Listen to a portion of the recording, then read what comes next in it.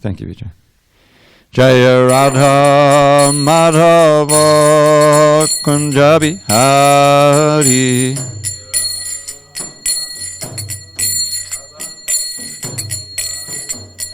Jaya Radha Madhava Kunja Bihari.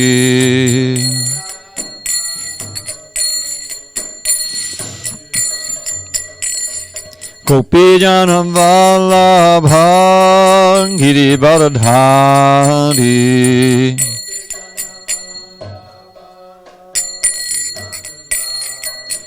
Jai Gopi Janam Vallabha Giri Baradhari.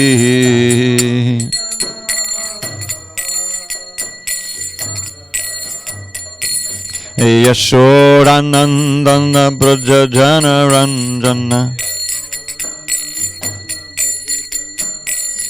Yashodanandana Braja Jana Ranjana. Yamuna Tira Vanachari. Yamuna Tira Vanachari. Jaya Radha Madhava Kunja Bihari.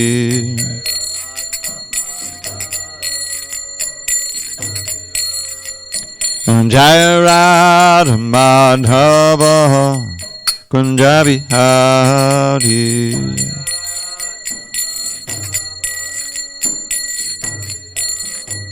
Jaya Radha Madhava Kunja Bihari.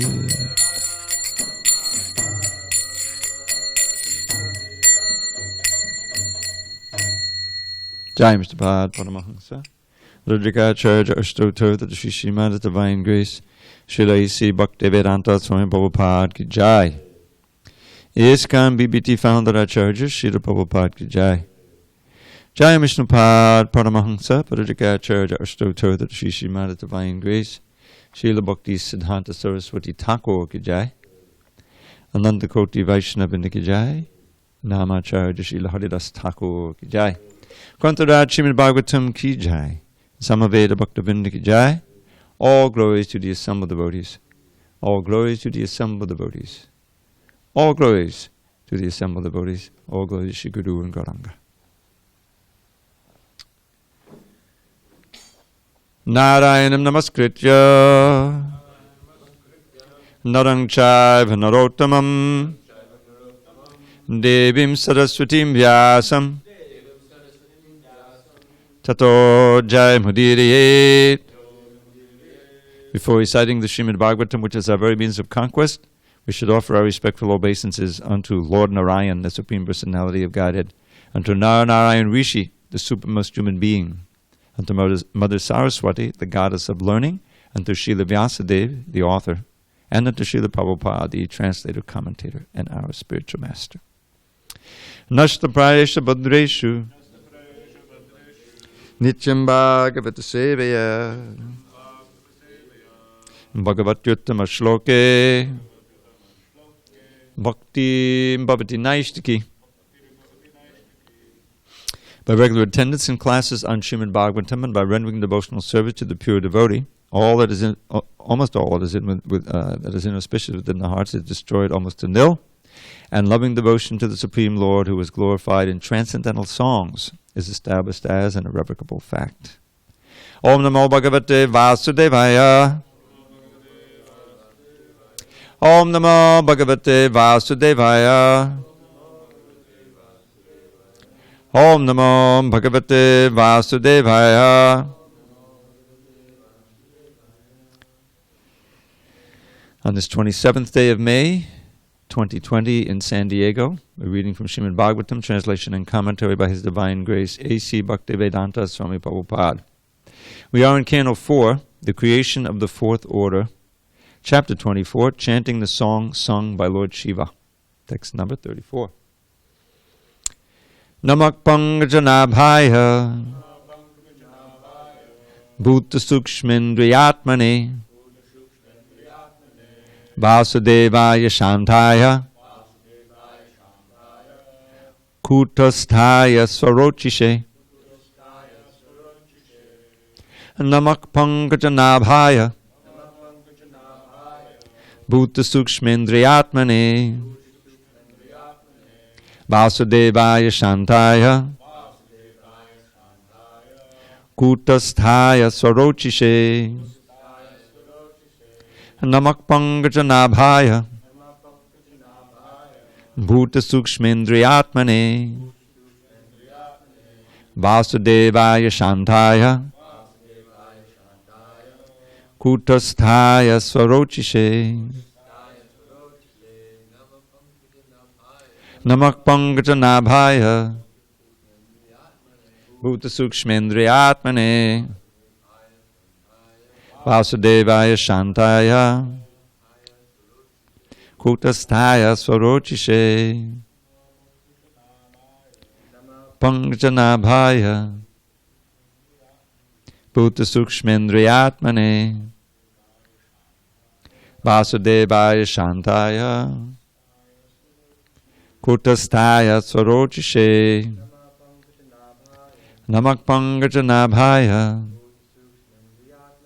Bhuta Sukshmendriyatmane Vasudevaya Shantaya Kutasthaya Swarochishe Namaha. All obeisances unto you. Pankajanabhaya, unto the Supreme Personality of Godhead, from whose navel the lotus flower emanates.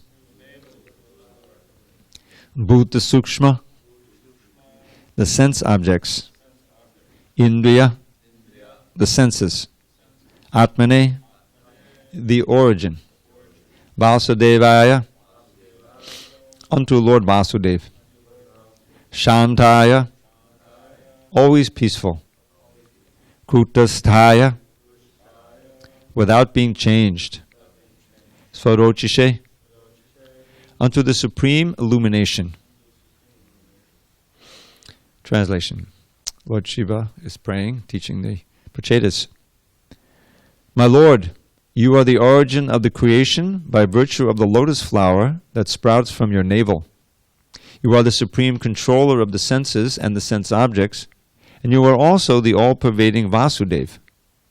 You are the most peaceful, and because of your self-illuminated existence, you are not disturbed by the 6 kinds of transformations. Purport.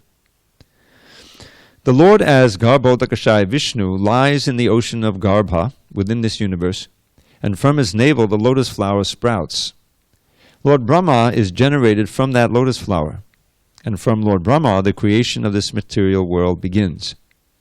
As such, the Supreme Personality of Godhead, Garbhodakashayi Vishnu, is the origin of the material senses and sense objects.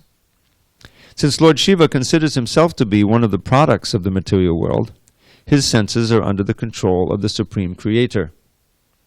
The Supreme Lord is also known as Rishikesha, Master of the Senses, which indicates that our senses and sense objects are formed by the Supreme Lord. As such, he can control our senses and out of his mercy engage them in the service of the Master of the senses. In the conditioned state, the living entity struggles in this material world and engages his senses for material satisfaction. However, if the living entity is graced by the Supreme Personality of Godhead, he can engage those very senses in the service of the Lord. Lord Shiva desires not to be misled by the material senses, but to engage always in the service of the Lord without being subject to contamination by materialistic influences. By the grace and help of Lord Vasudev, who is all-pervading, one can engage his senses in devotional service without deviation, just as the Lord acts without deviation. The words Shantaya, Kutasthaya, Swarochishe are very significant. Although the Lord is within this material world, he is not disturbed by the waves of material existence. However, conditioned souls are agitated by 6 kinds of transformations. Namely, they become agitated when they are hungry, when they are thirsty, when they are aggrieved, when they are illusioned, when they grow old, and when they are on the deathbed. Although conditioned souls become very easily illusioned by these conditions in the material world, the Supreme Personality of Godhead, as the Super Soul, Vasudeva, is never agitated by these transformations. Therefore, it is said, Kutasthaya, that he is always peaceful and devoid of agitation because of his prowess, which is described herein as Swarochishe, indicating that he is illuminated by his own transcendental position. In other words, the individual soul, although within the illumination of the Supreme, sometimes falls down from that illumination because of his tiny position. And when he falls down, he enters into material conditional life. The Lord, however, is not subject to such conditioning. Therefore, he is described as self-illuminated. Consequently, any conditioned soul within this material universe can remain completely perfect when he is under the protection of Vasudeva, or when he is engaged in devotional service. Om Jnana Timirandasya Jnananjana Shalakaya Chakshu Unmidatam Mena Tasmai Shri Gurave Namaha. I was born in the darkness of ignorance, but my spiritual master Srila Prabhupada opened my eyes with the torchlight of knowledge. I offer my humble obeisance to him and all members of Sri Parampara. So Lord Shiva is continuing his prayer, or the song, and he begins with a very familiar line. Those of us who are familiar with Queen Kunti's prayers, Namak Pankajanabhaya. And but the mood is not the same as what Kunti was having. She was offering obeisance to the Krishna himself. She had a very intimate relationship with him as an aunt, as a mother figure.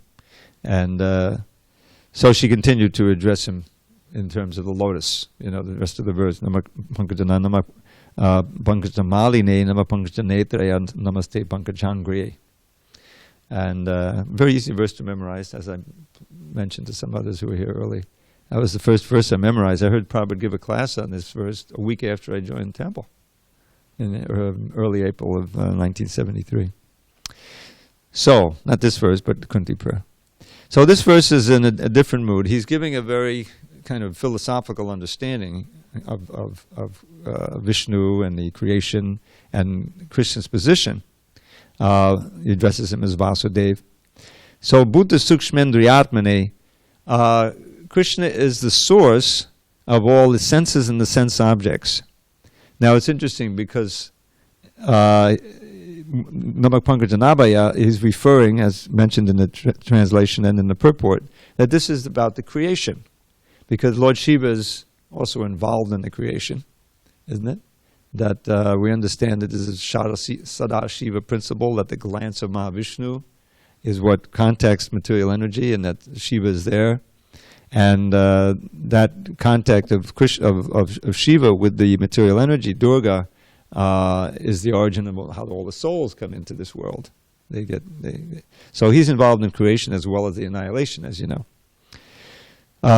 So Bhuta Shukshmendriyatmane, the Lord, Vasudeva, Krishna, is the source of all of the senses and sense objects. In other words, everything in the universe.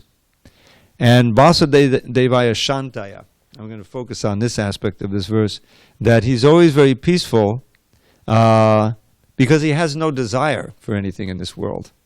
This is explained by Lord Chaitanya to Sanatana Goswami. This famous verse, how's it go? Bhukti Mukti Siddhi Kami. Actually, it's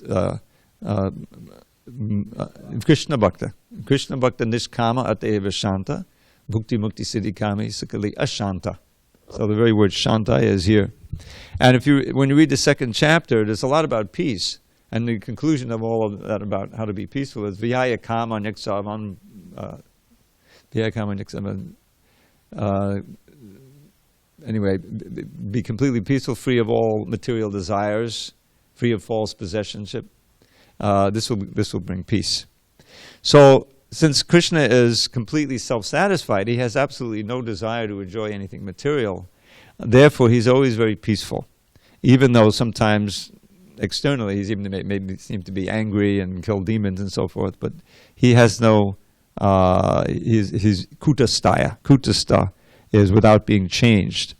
So I wanted to focus on this. I was thinking of a verse from the first canto, that's often quoted. Prabhupada would quote this verse, 111.38. Etad ishanam ishasya prakriti stopi tadgunai na yujyate sadatmastaya yata buddhis tadashraya. This is the divinity of the personality of Godhead. He is not affected by the qualities of material nature, even though he is in contact with them.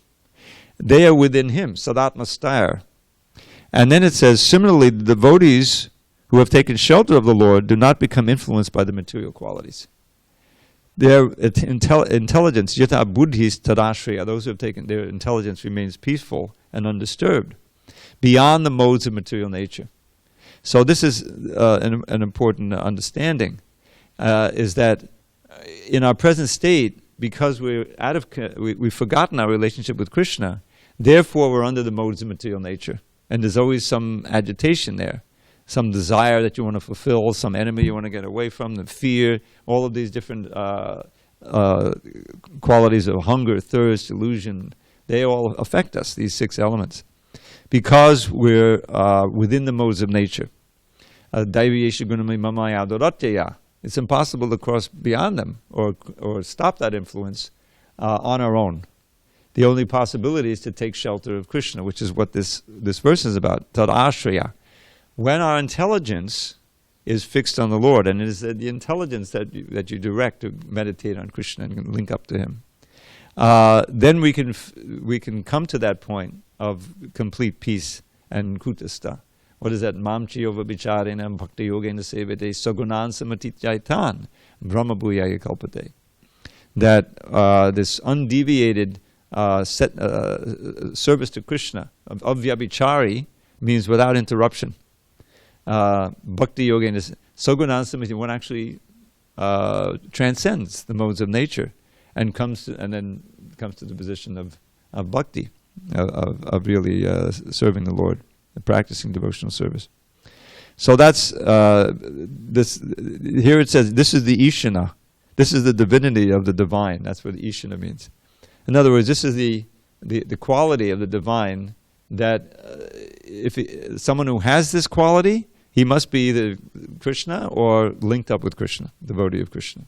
And so Krishna, but Krishna is unique in that prakriti stopi, sadatmastaya, that these gunas are within him. He's controlling them. But he himself is nirguna. Not that he has no qualities, but that he has no material qualities and that he's not affected by the material modes of nature. So that's an important concept that's reiterated in this verse by the words shantaya kutastaya. So Rochi say, the supreme illumination. So you're not disturbed. So then Prabhupada talks a little bit about the creation here, how Lord Brahma, he's known as Aja. Now, why is he known as Aja? Huh? Yeah, he's unborn because he doesn't take birth from a mother. Even though Prabhupada would say Lakshmi is there, but Vishnu is not using Lakshmi. He's using this amazing lotus that's growing from his navel. Within the stem of that lotus are all the planets. It's not an ordinary lotus. And then Brahma appears, and he doesn't know what's going on. Where did I come from? Right? If you read it, he's wondering, where have I come from? And he tries to, what has he got to work with? Nothing but that lotus. So he goes down the stem of the lotus looking for his origin, but he can't find it because he's not purified yet. He has to meditate and perform. So he goes back on the lotus and sits, and then what happens, Vijay? Yes, he hears this word 3 times, I believe. Tapa, tapa, tapa. And he's very intelligent, so he says, oh, that means I have to meditate. So he meditates, performs austerities for a very long time, and then he's initiated into the Gayatri mantra by the flute sound of Krishna. He gets this revelation, chants that, and then he gets this full revelation, and he sings the Brahma Samhita, all the details. He becomes fully acquainted with the ocean of truth in all the details. So that's Brahma, and then with that understanding and that revelation and that realization, then he's ready to do his duty, which is to create. And it's interesting the way when it describes it, I think it begins in the 2nd canto. So many false starts. It's not easy to start this, right? He creates, these demons are created, they try to go after him, he's got to get rid of that body. He creates his daughter, and he gets attracted to his daughter, he's got to get rid of that body. it's not a smooth operation because he's dealing with the material energy. So, but he's the head of our sampradaya, and he's infused with all the Vedic literature in his heart, all the Vedic knowledge. That's why he's known as Vidhi, because he's the source of that Vedic knowledge. And then he passes it on to Narada, who passes it on to Vyasadeva, who eventually writes it down. The Kali Yuga is approaching, because can you imagine hearing these mantras one time and then having them stick in your mind forever? If we repeat it again and again and again, we can remember it a few days, and we forget half of it. Just Kali Yuga mind. So, it goes to Prabhupada explains a little about the origin. Now, Lord Shiva apparently considers himself to be one of the products of the material world. His senses are under control of the Supreme Creator. So he's speaking as a yogi now, he's taking a very humble position. And the Supreme Lord is known as Rishikesh. Now this is an important word for us, because that one name for Krishna says a lot about the practice of Bhakti Yoga. Rishikesha means recognizing Krishna as the master of our senses. And that means that the senses should be used in his service. That's why one of the seminal verses in the Nectar of Devotion, which is really complementary with the Anyabilasha Dashunyam, that's kind of the foundational verse of the whole Gaudiya teachings and Lord Chaitanya's teachings. Anyabilasha Dashunyam Jnana Karmanyanavattam Anukulena Krishnano Shilanam Bhaktir Uttama. We're not aiming for anything but Uttama Bhakti. No Karma Mishra, no Jnana Mishra, no Kaitava Dharma, the ultimate. That have Anyabilasha Dashunya means devoid of any other desire, any other aspiration. And he gives a category, Jnana, Karma, Adi in Avatam. Knowledge means implying desire for liberation. And karma is a whole vast array of material sense gratification. Or anything else you might come up with. And Adi, Avratam, uncovered, undiluted by mixing in some material motivation. Mukti is also a material motivation, the desire for liberation. Then what? Now that's what it isn't. What is it? Anukulyena Krishnanushilanam. Activities, behavior that are motivated solely and wholly by the desire to please Krishna. That's pure devotion. And then the Sarvapati Vinimuktam verse is said to be complementary. Sarvapati Vinimuktam Tatpadatvaina Nevalam Rishikena Rishikesha Sevanam Bhakti Ruchite. That bhakti is defined, first of all, as being free from all material designations pertaining to our body, pertaining to our mind, the race, the place you were born, all of these different things. These are designations on the soul that are ultimately useless. They're ultimately false designation. So not having any of those, not identifying himself as old, young, Indian, American, whatever, Vinimuktam, Tatpodatvena Nirmalam, being completely purified. Then what? Rishikena, Rishikesha Sevanam, with the senses, Rishikena, serving Rishikesha. This is defined as bhakti. So then how to get to that point? That's the difficulty. We're so accustomed, conditioned to using the senses for sense gratification. And as I was explaining last night, citing the end of the 3rd chapter, how this kama, this material desire, has permeated the senses, the mind, and the intelligence.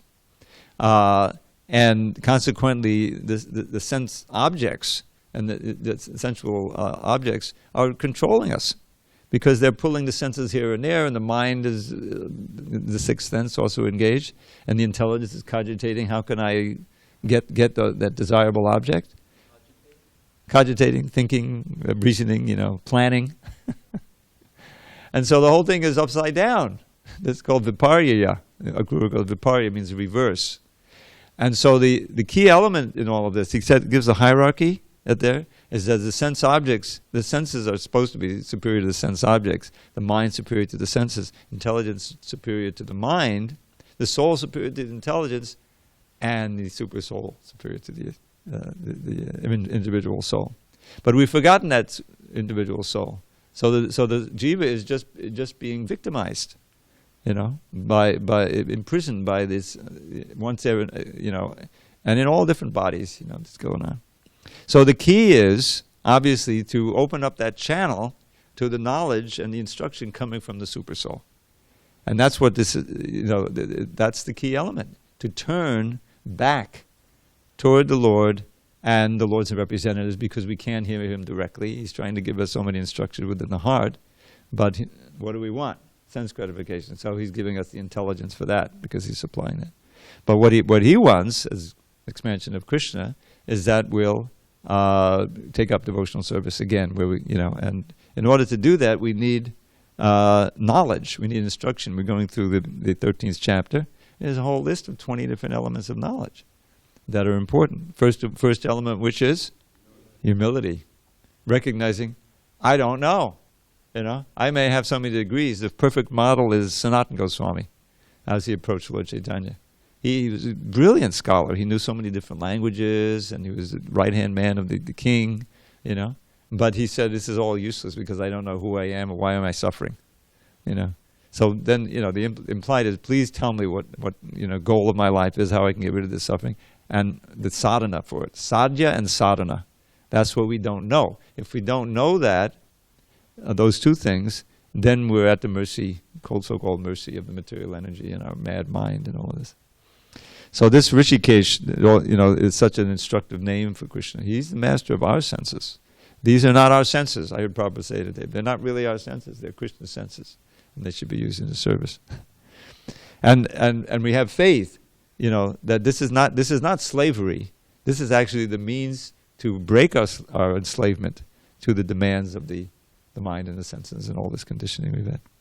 What's that famous verse? I can't resist. Kama dina katina katita padita durni deshas tesham jata mayana karuna natrapa no upashanti. Here's the word shanti again. Utsid jaitan atayodapadesam pratam labdha buddhis twamayat akshadanamabhayam mam niyung svatmadasi. You know who actually wrote that verse? Madhavendra Puri. I saw that it's not in the CC, but it's there in one of Bhaktisiddhanta's lectures books. I read that one time. It's interesting. In how many ways have I sought to obey the seductive demands of my wicked desires? They've shown me no mercy, yet on I've gone shamelessly trying to quench lust's unquenchable fires. But now I'm rejecting these hellish desires, for my higher intelligence now has awoken. O Krishna, O shelter of fearlessness, please let me serve you with faith that will never be broken. And that interesting, the fearlessness, the fearless lotus feet, right? Fearless means that they bestow fearlessness. So what is the fear caused by? Famous verse. Fear is caused by turning one's back on Krishna, becoming absorbed in the material energy, trying to enjoy it. And again, this word viparya is in the verse, second line. Everything becomes reversed. And why is it fearful? Because now you feel like just a fragile little body. And, there's so many threats and birth, death, old age, and disease. Material life is kind of an effort to forget the actual situation that you're in. That at any time, there can be some plague, there could be some accident, some enemy, something go wrong in your own body. One devotee in Alatra, I know, I'm not going to name his name now, he's just going along. He's not even 70. He was my generation, but he was joined when he was very young. He was in his mid to late 60s. And suddenly, he's standing on line in the grocery store, in the supermarket, and suddenly his left side, left leg stopped working. He fell down. He had to be taken to the hospital. Suddenly they found out he had a brain tumor, and now he had a stroke. It's like, suddenly, these things happen. Huh? No, he wasn't in front of me. I didn't see it. A friend told me about it. This is an Alatra. It just happened. Anyway, so that's the nature of this world. Is that there's nothing solid here. We're in the ocean. You can't. This thing is, any storm may come up. You maybe not know this. This is something I learned years ago.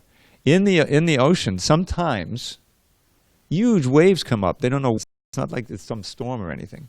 It's just a random wave. Maybe some volcano deep in the ocean producing wave, and swallowed up big ship. There have been ships that they don't. What happened? Yeah. Timingala fish, maybe. But I mean, this is the scientists know about this. you're on the cruise ship, these classic cruise ships, and I'll get away from all my troubles. And then the pandemic hits, you can't get off the cruise ship. So this is part of knowledge. Janma mitya jadavadi dukkha doshara darshanam. That's one of those elements, to always be aware of the threat of birth, death, old age, disease. And the only safety is at the lotus feet of Krishna. That's where you can be peaceful. If you don't want anything in this world, and all you want is Krishna, and Krishna is infallible and he never destroyed, and that's your shelter, then you can be peaceful even in the face of danger, which we see so many examples here. Not easy because it's almost like a visceral reaction. But that's what he's describing here. And these Pachetas, they're going to undergo some pretty heavy austerities, and they're going to have to remain unagitated. They'll do it by chanting this mantra. Okay, so when the Supreme is known as Rishikesh, master of the senses, which indicates that our senses and sense objects are formed by the Lord. As such, he can control our senses and out of his mercy engage them in the service of the master of the senses. So, by Krishna directly, through the Super Soul, through instruction, and by his representatives, brings us into the channel of devotional service. Then comes the period of sadhana, the anartha nivritti effort, where we have to stay in the shower or stay in the purification process, because it's been so many years we've become conditioned to turning away from Krishna. So that training period, that's the sadhana bhakti, the period of purification. And depending on our sincerity, it can happen in one lifetime, where we can actually get to the point of like what Yamunacharya says, Yadavadimama cheta Krishna pada davande navadavanasadhaman yuddhitam rantamasi tadavadibadanadi sangame smayamane bhavati mukhivikara zishtanishti vinangsha. You got to learn this first. So Yamunacharya, he'd been a very great student of his spiritual master. He had developed very great skill in logic, and so he challenged this court pundit and to a debate. And everybody said, "This is foolish. This 14, 15-year-old kid is going to beat this pundit. He's a Digvijay. He's conquered all kinds of pundits who come. He's even younger than 15, or maybe 12, 11. So the king, the kingdom where he went to, they were very impressed with him, and they said, "Well, if by some way you can conquer this pundit, I'll give you half the kingdom." The king thought he was pretty secure that. And I'm not going to go through the whole pastime, but he beat this pundit, and he got half the kingdom. So now he's a young kid, but he's really a prince. He's going to be a king. He's got the kingdom. So he got a little deviated there, and he became an enjoyer, the king, half the kingdom, big kingdom. But then there was one of his friends or associates from the old days came back and said, "I need to show you something. You come with me." And he started chanting all these verses that he knew. Right? You know the story. He started chanting all these shlokas, and they're walking, to the place, and he's getting into them. They're recalling all these nectar shlokas he used to know, And by the time they got to the place, he's all enlivened, and he said, "Yes, this is the treasure. The shlokas themselves are the treasure that I had to show you, and now you realize what you lost by getting involved in this." And he said, "Yeah, renounce the kingdom." And then after turning into the Yamunacharya that wrote the Stotra Ratna, he composed this verse. Ever since, I've been enjoying ever new mellows by serving the lotus feet of Krishna. Then whenever these memories of all the sex with my harem come up, I just spit it. Barbara says I spite at it. He uses spite. Spit at the thought. And it's literally disgusting. This is it's quite an amazing mood that you can have like that. But that's how that's why we see the great renunciants in our line, like the Goswamis, that there's no question, and they pass any test. Haridas Thakur passed the test, the Maya Devi herself, or that prostitute, two of them came actually to allure him, but it was impossible. He couldn't be allured. And on the other side, there's two sides to this renunciation. One is renunciation of the allurements of Maya, and the other is peacefulness even in the face of the greatest threats of Maya. Because on the one side you have bhoga, and the other side you have suffering, right? Dukkha. So both, you have to be equipoised in both. So you have, comes to mind Ambarish, who was an ordinary king, but completely absorbed in hearing and chanting, and everything was hooked up to Krishna. And so when Durvasa, he invoked this Kritya. I looked that up. Kritya is a female.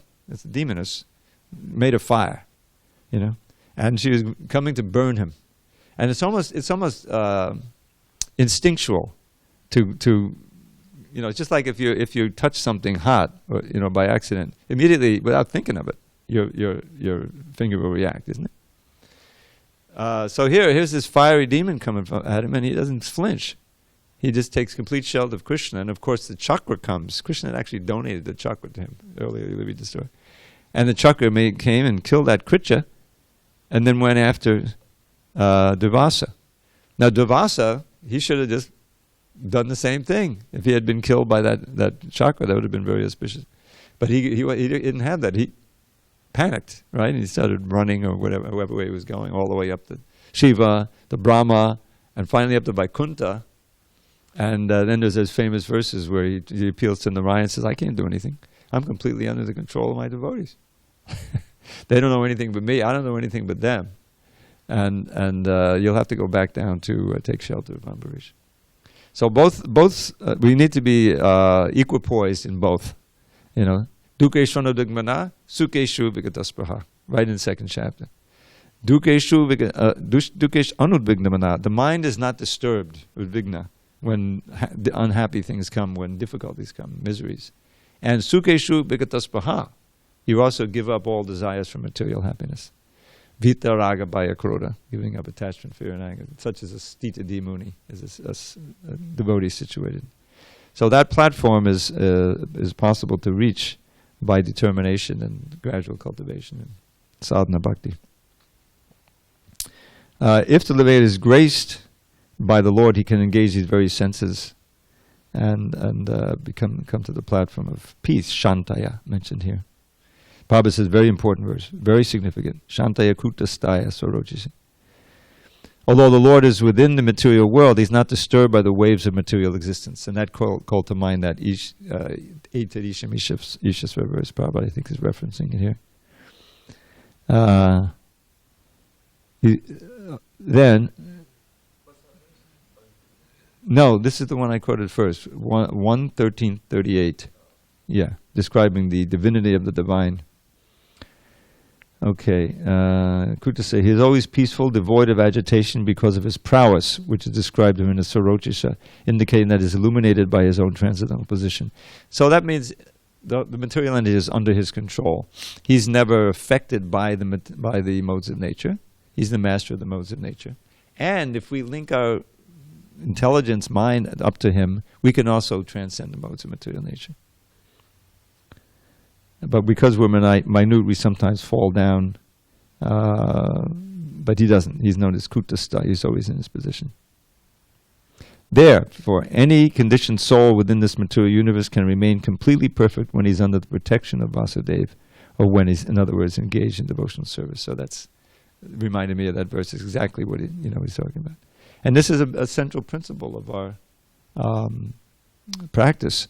And this is why Lord Chaitanya's method, the Sankirtan method, is so potent and suitable for this age, because everybody's in the lower modes and everything, but the holy name in this Hare Krishna mantra and the process of Harinam Sankirtan, it can immediately lift you up, at least for the time when you're absorbed in that chanting, to this platform beyond the modes, and you get a dollop of bliss, and realization.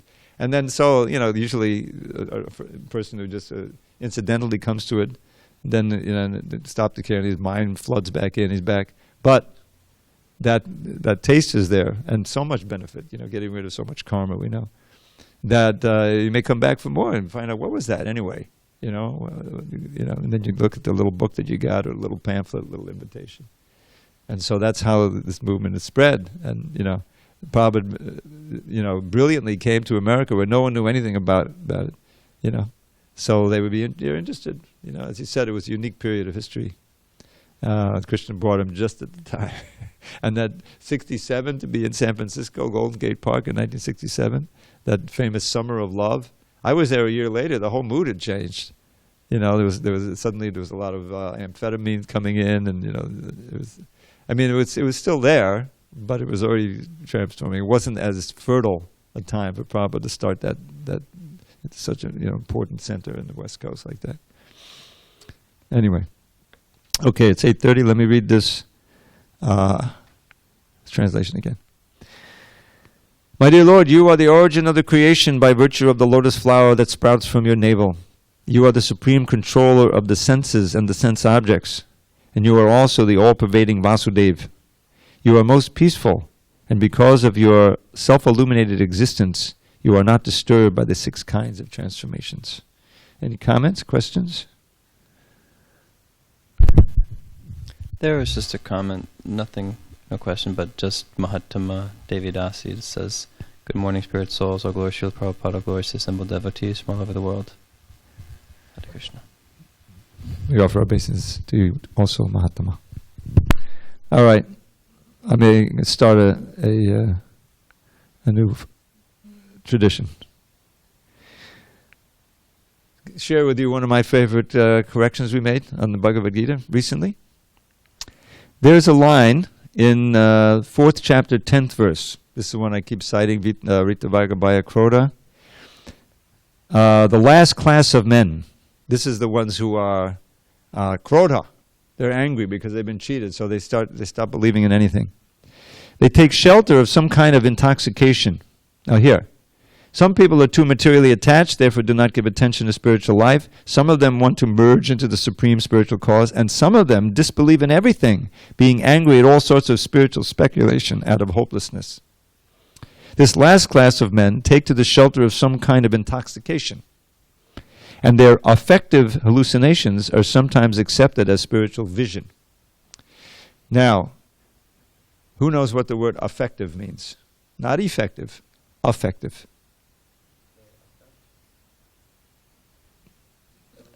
Yeah. Have you heard of that before? It's an unusual word, right? Affective. Yeah, it's an unusual word. It's a word that Prabhupada would never use.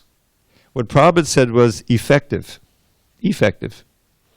But that didn't make any sense to the first editor. They're effective hallucination. Effective for what? So, not knowing exactly what to do, he made it affective, which means emotional, which makes some sense. It would make some sense in a psychology textbook. Emotional hallucinations are sometimes accepted as spiritual vision. Prabhupada would sometimes do singular instead of plural. So what effective means there, because working with Prabhupada books for all these years, that he uses words in unusual ways. And effective here means as an effect, resultant. You understand? They take this intoxication, LSD, he'd already been experienced, and their resultant hallucinations are sometimes accepted as spiritual visions. Does that make sense? Resultant? Okay. Affective makes sense, but it's not a word Prabhupada used, and it's not what he meant. So this change has been made. And maybe it's controversial, I don't know, but it shouldn't be. What do you think? I was just going to ask a question about a previous point. Go ahead. You're mentioning how the first step in developing knowledge is humility. Krishna mentions it. Yeah, you mention it, following Krishna.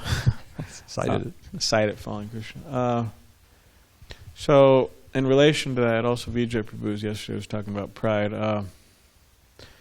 So, pride is like, okay, well, I could do so many great things. I could do this, I could do that, I could do so many great things. And then, okay, the understanding is like, okay, you may be able to do those things, but it's Krishna's mercy that you're able to do those things. Without Krishna's mercy, you can't do those things. All right, fine, that everybody will accept that, So, okay, it's Krishna's mercy that I'm able to do anything. Well, that probably may admit it's God's mercy, but yeah, okay, we understand. Everyone means devotees. I'm specifically. Oh, you're talking about devotees. Okay. Yeah. So devotees may in the devotion realm, we accept that okay, it's all Krishna's mercy. But then the next question is that, all right, well, one particular living entity or one particular devotee is able to do a lot more than another devotee. Like, for example, distribute so many more books. You say, oh, it's Krishna's mercy. It's like, okay, it's Krishna's mercy, but this person, they become proud of getting Krishna's mercy. It's all Krishna's mercy, but they become proud of it. Whereas that other person, oh, hey, I'm distributing so many books, it's Krishna's mercy, but hey, you're not getting Krishna's mercy because you're not going to be able to distribute so many books. So then, what would we say about that? I would say that like the gopis, it said they become proud. Krishna's with us; he's not with other. Right. So and that pastime is illustrative of what Krishna's strategy is to make you humble again. He withdraws the mercy; he withdraws his presence for the gopis, and this has happened in ISKCON many times, that you get a position, and whatever it may be, and you may deserve that position because you showed sincerity, determination, you were empowered by Krishna's mercy. But that position goes to your head, as you say, you become proud of it, and then Krishna does something to kind of, sometimes bring you down really low, and the tragedy is that what happens is you become uncomfortable in the association of devotees, and so you're not able to stay in the association. It's a tremendous blessing to feel enlivened in the association of devotees, because that's the key element that keeps you strong. What were we reading about? Who was citing? I think Vijay, you were citing this. Parasparanu katanam. Did you cite that verse recently? About how getting in association with devotees and hearing about Krishna, you develop devotional relationships, you develop detachment, and you enjoy. Krishna talks about machitta magata bodhi and parasparam. So, coming into being able to walk in the temple or anywhere and take part in the kirtan, that's all Krishna's blessing. If you become proud, meaning that you're also, having some negative emotions toward other devotees, lording it over, then that whole ability is going to be withdrawn from you, and the very source of your empowerment is unplugged. And we've seen this 100 times in ISKCON. It's a dangerous position. That's why you have to constantly read. Like the Manak Shiksha by Raghunath Das Goswami. He's instructing his mind. And some of the why are you oh mind, why are you bathing in the urine of the donkey? Of false pride. You should rather bathe in the nectarian ocean of the service of Radha Giridhari, Gandharva Giridhari. So, what are all the warnings? How to relate to devotees in the nectar of instruction. So many examples in the CC.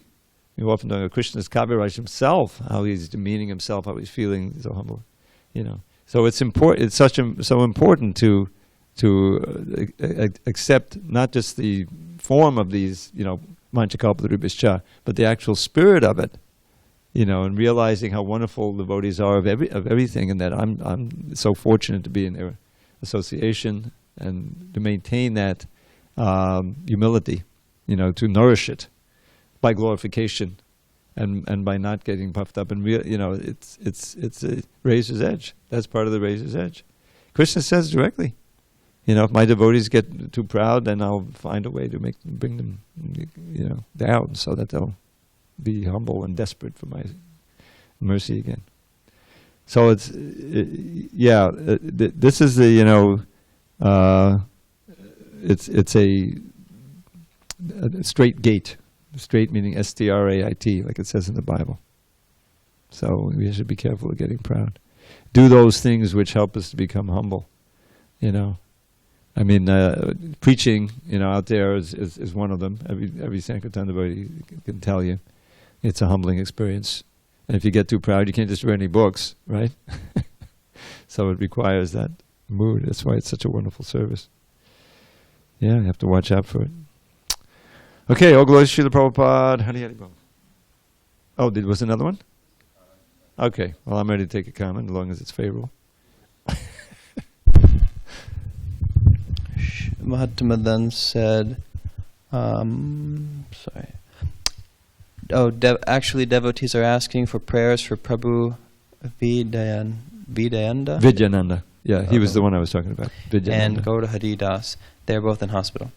And then she said, thanks for the first class presentation from Dravida Prabhu, as usual. Mahatma Devi Dasi. Then she said, our only solace in this terrible lockdown. Frowny face. Yeah, Hare Krishna.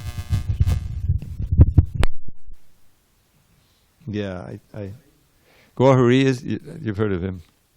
Gaura Hari is one of the first devotees. He joined from that